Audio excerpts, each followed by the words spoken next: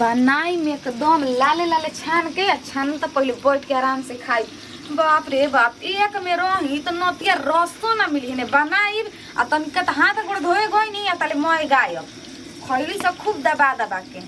सब कई घर पर पानी फिर जात देख लसनी। अब मंगावत तनी 2-2 किलो 4-4 टाइम 5-5 टाइम खातनी। अब नु मोटाइम हो मैं तो हमर खाइल पियल कुल निकल जात रहे कामे करे में।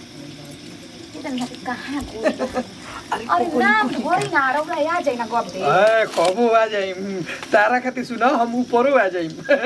ऐसे ना मैंने कहला देखी अब हमनी के सुखी से चैन से जिए के बा खाए के बा आ दुनिया के दिखा दे के बा कि हमनियो के एक पीस पाई जा। दुनिया से पहले घर में दिखा देवे के बात बुझाता नु। बताओ पहले हम 4-4 किलो 5-5 किलो मुर्गा लाई साला हमारा के एगो खसा टंगरी बचत रहे आ तोरा के का बचत रहे कुछ परे हां पूरी चटत रही ए जी आई काहे पता ले हमर बाप भाई इतना देले भाई एक बक्सा बर्तन सुपर तोरा ही के बुझात अभी बड़ी बड़ी कुल फुलहावा के बर्तना निकालल जाए तो अभी कोई सुन होइसे ना होइसे। देख एगो बात सुन ऊपर से गरीबी देखावे के बा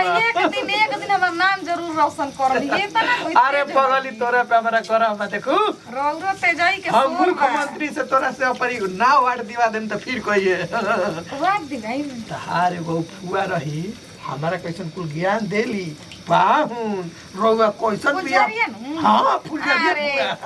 5 गो बेटी भी हमर फुलजरिया फुआ के ठीक में 5 अपन अलगे बैसन आ चैन से बनावत से खातैसन हम फुआ एक में रही ना देलो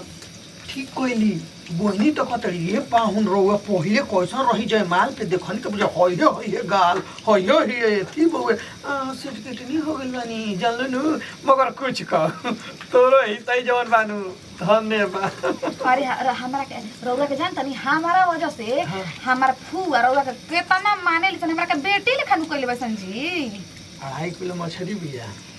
आ सुना एको पीस कहम कोई के दे के तब देब ना कुकुर के नहीं देवे के आदमी तो अलग बात बा बात बुझाता नु सुना कबो नीमक लगा के खाए के कबो चटनी बना के खाए के कहनी हनु के देखी और छान देतनी और बैठ के खा लेवे के ठीक है और छान देतनी ना तो रास्ता में डाल दे के और तनकी से छान के रख तनी भोरे गरम में रास्ता बनाई और में डाल के रोटी पका दे यही से कहीं ना तोर दिमाग में बानू साला कहीं भैंसा के एथी के दिमाग में लुमड़ी के दिमाग में कत रही हम कत रही के हमनी के अलग हो के तो चैन से जिए के खाए के रहे के सुना कहला नी कि मैनेजर साहब फोन के ले रहन जी हां वो वाला खाता हमारे थिन हो गइल बा फूल ना हां कहत नु कि अरे पैसा वैसा जो है इधर उधर कर लीजिए उसमें सूद कितना सरकार के खाइएगा हम कहनी कि चुप रह ये बात नहीं खे हम तो कहता नहीं हूं कि एथी कर दी ओ पैसा कुल निकाल के आ सोना चांदी बना दी हमरा के का बना दे। अरे पगली होता ना सुन हमरा आज सोना चांदी कीनम आ 10 साल 4 साल 5 साल बेचब तो ओकर दुगर एकदम निकल जाई दाम में ठीक पैसा अपन जमा करत रहल जाई जमा कर कहां तू जन्मत रहू ए हमर सोना अरे हई दिमाग लेके रहू क्यों ना कोना अरे हम ना पैदल खेला रही हमर मम्मी ना निमन चीज खात रहे हां तो ऐसे ही हमर सास जी हमरा के हेने देखी स्पंज में हमरा में कोनो फर्क अरे ना तू तो पूरा दहिए रसमलाई हो सुना ना अब पूना के जवन बउए पीएफ हमारा होता ओकरा का करे के खाई पियल ना जाई आज बाल बच्चा नइखन स काल आगे दिन तो होयन सन तो पढ़े खातिर अलगे ओ बाल बच्चा कपड़ा लता खातिर अलगे ओ बाल बच्चा धक्का धक करे के बात बुझाता न बाप जीरो वो एते कर ले आ सुन 2-4 गो मरचाई है में ठूस दे हरियर चाहे सूखल और जो किनारा तनी सरकी तबे न बुझाई बना लेवे दिया करहिया धो दे तन कलंगिया तरे ओकर बाद मरचाई यही पर धो के तवा जरा दी कोई है कि हम के गरीब आदमी मरबा चोखा मरचाई गरीब आदमी हम अपना घरे कुछ खाई यही देख के न जर तम जे ताल के कइलू जा अभी जानो त नहीं वो करहिया हनु दिए जो अपन नहीं का निकाल ना ना मैं दिए जो काहे के देम हमार हाथ नहीं थे भाग पड़ के काहे तो ओ दिन की नहीं रे ए जी मुड़ा के छाना में अरे पगली तू मुड़ा छाने चाहे मुड़ी छाने तो कोता के कोचे खा जाए हेलो का दिक्कत बा सुन एगो बात करतनी ओ हम मोटाई में एकदम बेतली हो मोटाई में ना करबे ते पढ़बी हो हां ए त सुनी हमरा का दूध उठाना क के आ एगो कंपलान ले आ दी कंपलान ला दे तनी तारा के फिर से गड़ी छोहाड़ा किशमिश अरे बोरे के बोरे ला दे तनी का दिक्कत एक बोरा सुन ले थिया हो अखरोट एक बोरा अखरोट एक बोरा किशमिश एक पूरा काजू मुनाका ले लेम 2-4 मन एकदम खा के काजू लेखा। अरे घर में कुल फेंक दिहल जाई केहनु है सब काच के कमी बा हमनी के सुनाओ तनी काच के कमी बा हमनी के आदमी तो देख देख के जर के अलगा कइलो। तू बोलबे तो चली हम बोलम त ना चली बात बुझाता न सुन ना रुक जाई पहले खाई तो ना ना रुक सुन हाथ गोड़ धो के नहा के आवत तनी अगरबत्ती भगवान के देखा के आवत तो खाई हनु भगवान जी से मांग ली हबे ठीक नु। आज तक तो भगवान जी सुन सुन के भरले बन का चाहत रही सुन अब देखाए भन ना ससुराल में ले लेनी 3 कट्ठा जमीन अपना नाम से तो कहियो तो नोकिया के बेटे एगो हमार किस्मत कितना किस्मत के हीन बानी एगो होकर किस्मत बतावा हो ओकर मरद कमा कमा के धइले बा कि अलगा होकम तो ओकरा दुख कमी ना भइल हम अलगा भइनी त ना खाए के ठेकान ना पेने ओढ़े के ठेकान ई नतिया के पाछे एकदम मियाज जर के हमार लहक जाता के जन का करत रहनी। अरे क्या बैठ के बका बका भर दिन कइले रहली। अरे तनिक भगवानो के नाम लेल कर कि देख का कहल चाहता आ गनी ओबेले सुना त दुआरा अपन मार बार अकेला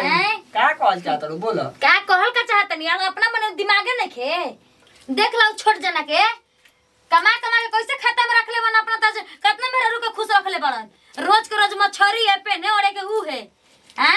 एगो तू बड़ा के भिखारी बना के हमरा के धइले बाड़ो। अरे काहे के भिखारिन बना के धइले बानी जानत नहीं खू बढ़ रही सब कमाई लगा देनी हम जानलू आऊ सारा जवन कमात रहे तो अकाउंट में धइए जात रहे तू अलगा भइनी अपन रंग दिखा दे कितना कमा के घर दुआर में लगैले बानी सब लौकता ई कितना घरो बन के महल बनल बा घर हो ठीक बा आ कितना जगह जमीन लियाइल बा सब बुझाता कितना कमाई होखत रहे। अब का कहत रे तोरा खातिर ताजमहल बनवा दी त ताजमहल के का खातिर बना रहे हमरे का खूबसूरत लड़की खातिर न बना रहे मेरा खातिर क्या बड़ाई झूठो के कर लिस्ते पहले अपन शकल देख लेनी ऐनक में ठीक बा आरो तोहर माई बाबू ऐसन रहनु कि बियाह कर देलन तोहरे बाबू गोरन हमरा दुआरिया पर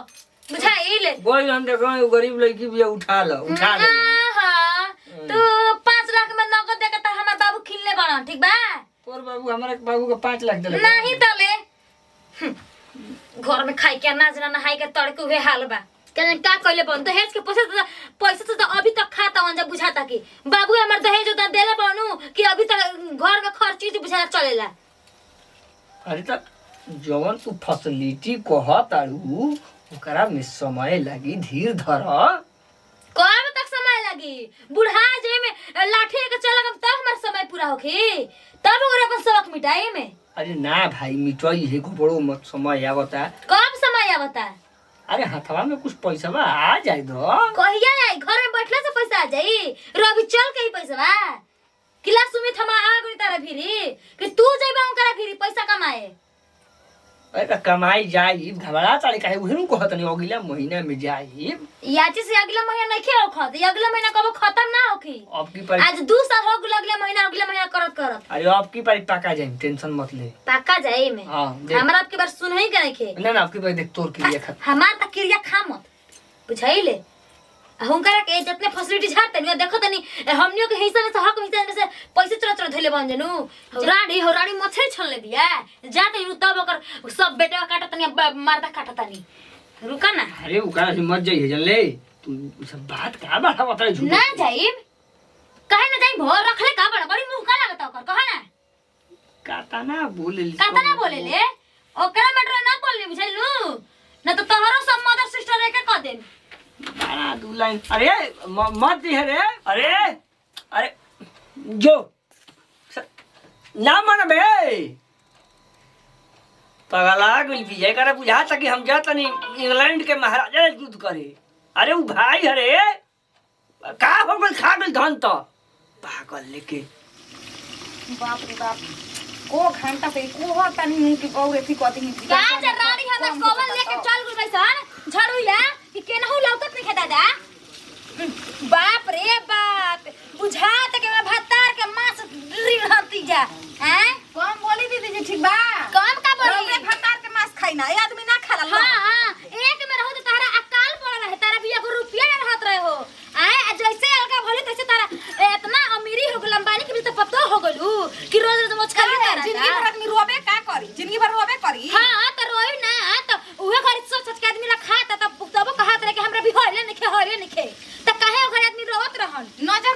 जाइल बानी नजर कहीं के हम लगाई अहे राम लगन ना कब होत होई न खाए के लगन लगन त इतना बानू के थाके खड़े टंगवा ले एक वो एक में आदमी रहे त होड़ो ना बचत रहे आई बेरा करावाइन गमकता आई हो रामा करवाइन के कर गम त हमरे त नइखे खड़े का के भगतिन बनी तू ही बनत रहू भगतिन शुरू आई रहू त कहत रहो मीट मछली ना बनाई मछरिया उड़ जाओ जन बोला कि हमर मुंह पे पर जो निरहता ओकरा मुंह पे पड़ जाओ कादर कमन रानी मंगधोनी हमर झाड़ू चोरा के धदरी से रे दादा जन कहती है ओकरे मंगिया धोआ जाओ उहे राण हो जाओ जब बेसी नखे कोनो के सेंदूर भइल के धोई ढेर मत बोला त जान लू हमरा के